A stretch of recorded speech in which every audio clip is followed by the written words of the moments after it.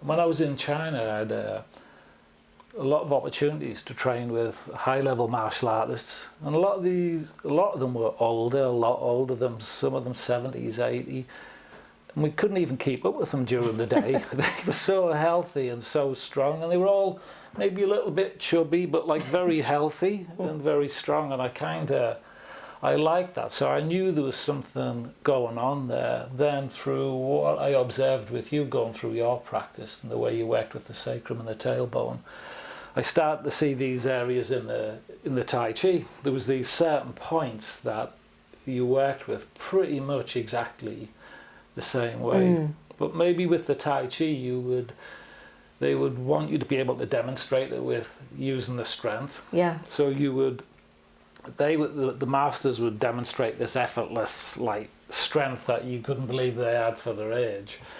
And then once you start to understand that, you could see this crossover with the things that you discovered on the journey. So yeah, that's what I kind of picked up from it. One of the things that helped me the most was to go through this journey is when I had to have 2 new hips. So I had a congenital hip disorder, so I had to have 2 new hips.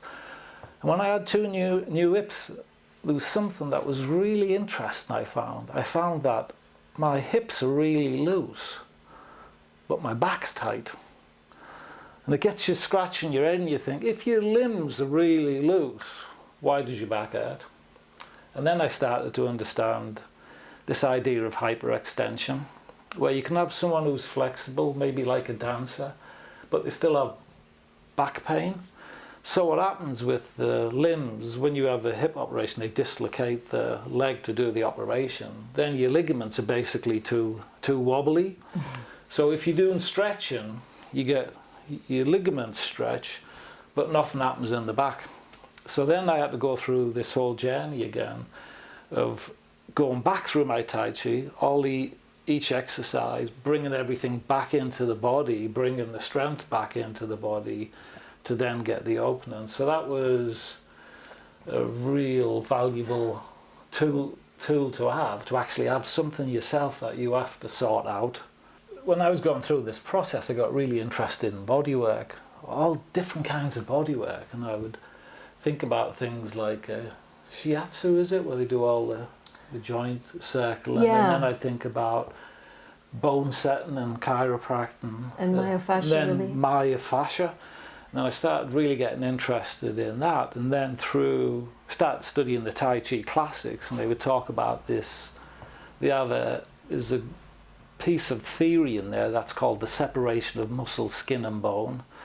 So as you get older, basically the body just gets stuck together. The muscles get stuck to the bones, the skin gets stuck to the muscles, everything gets stuck, and then you become rigid. So in the Tai Chi classics, you separate everything. The muscles separate from the bone, and then the skin separates from the muscles.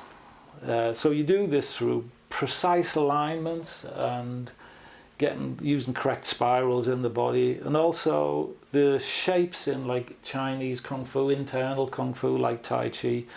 All of the shapes, they all release the spine. There isn't any in there that do something different. They're all designed to go through the spine.